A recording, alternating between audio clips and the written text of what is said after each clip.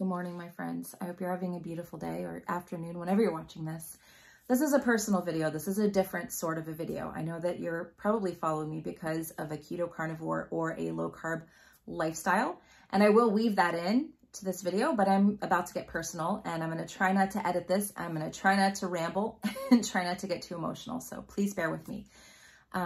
You may not know this about me, but I have a 13-year-old daughter with non-speaking autism. And I say non-speaking because she doesn't actually verbalize, but she has the world, she has the world in her head. And the whole reason I am doing what I'm doing with keto, carnivore, low carb, the lifestyle, everything that I'm doing is because of her. Because when she was diagnosed, I fell apart completely. I already was not in the greatest health, but I completely fell apart. And I realized I had to level up because I didn't know what was going to happen when I was gone. When I die, who will be there for my daughter? Who is going to take care of her? So I have to live as long as I freaking can and be as strong as I possibly can. So this way of eating, this is what I'm doing, is a part of that. And I attribute that to my daughter leading me on this path. And I'm grateful for each and every one of you that I've met on this path. And I attribute that again to my daughter, Alexis. So why am I telling you this? It is Autism Awareness Month. And I hate the word awareness. I think what we need is acceptance. I think we need acceptance, not awareness. We're all aware that this exists. We can be aware of things, but accepting things and including people and supporting people is a different story than just awareness. But my daughter has the ability to spell to communicate. She has her own YouTube channel and her own Instagram page. I'll make sure I link all that. It's all linked up in my bio. If you're watching on Instagram, if you're watching on YouTube, it's in the information section. And we're part of an organization right now called Two Thumbs Up. It is one of our therapists that started it. And one of the things that you deal with as a family who has a child with any sort of difference is that you're excluded. You are excluded. I felt excluded from day one of diagnosis because the way that my daughter experiences the world and participates in the world is 100% different than most children. We never have been able to have play dates. We have never been able to do sports. We've never been able to go to community centers without having people stare at us because she's different and she acts different and she reacts to life different. And, you know, if I was one of those families, I probably would stare as well, honestly.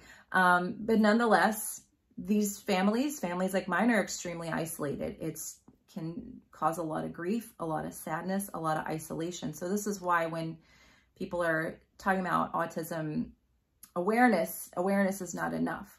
And Two Thumbs Up, and there's a link that I will also put below the video or in my bio if you're on Instagram, called Two Thumbs Up, that we are actually participating in a forum on Sunday, April 11th. And if you can't attend forum, it's on Zoom, then I would ask for you to donate to this organization because it's one of our therapists that started it. She had a brother with a disability, and he passed away. And it was her mission to work with children like my daughter and to bring them together, connect them with other families so that they feel included.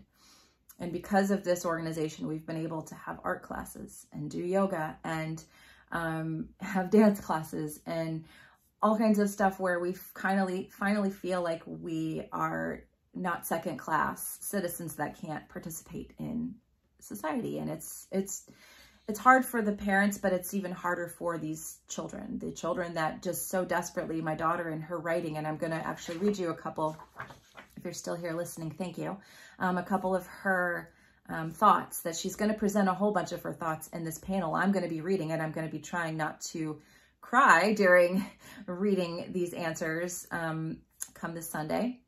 But, you know, when we get into this month of autism acceptance, we hear from a lot of autism experts, but we don't often hear from people who actually have autism. And so my daughter is going to be one of about 5 other families where they have been asked a series of questions about how they actually experience the world, how they actually feel, and presenting those answers so we can understand these people. And you know, this is the biggest thing, is that what is going to happen when I'm not here? Who's going to be there for my daughter? You know, she's all I have. She's my only child. And even, you know, our families, we love them, but we don't really hang out a lot with her cousins even. And so because she has so many challenges with how she experiences the world. So, and I'm not looking for advice on how to fix her. She doesn't need fixing. She needs support.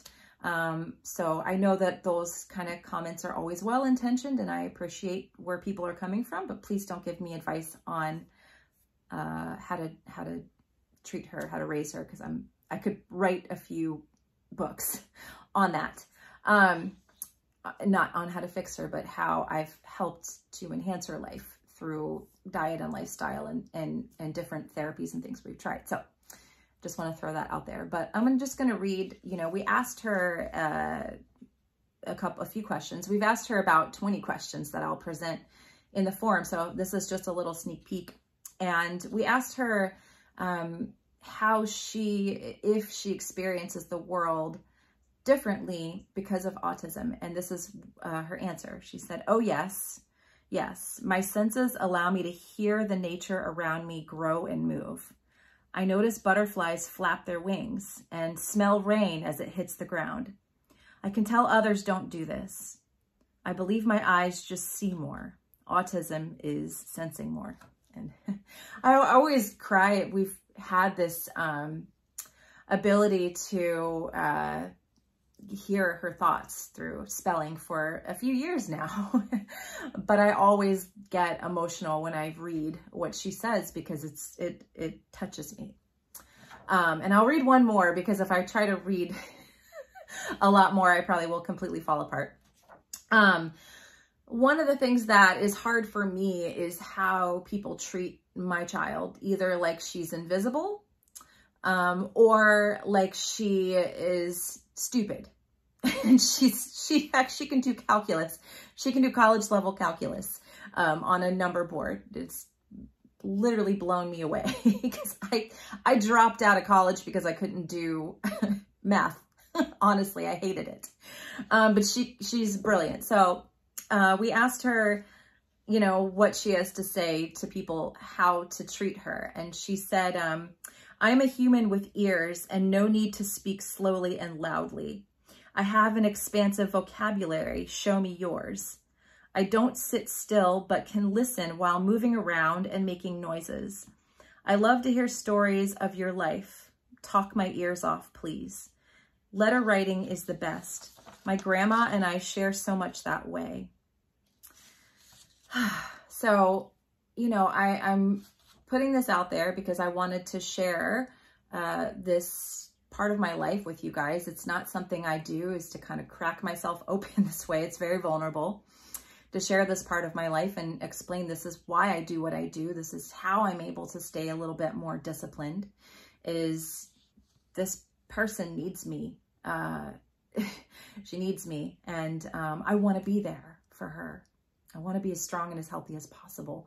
And so what I'm asking today is, you know, if you want to contribute to an organization that's helping other families to feel more a part of, to be included, to not feel so isolated and alone, and to continue to allow acceptance for people with neurological differences, then that link, if you're on Instagram, is in my bio. If you're on YouTube, it is in the information section below this video. So that is my little personal video today. I will go back to food videos and posts soon. So thank you guys for your love and your support, and I'll talk with you again soon.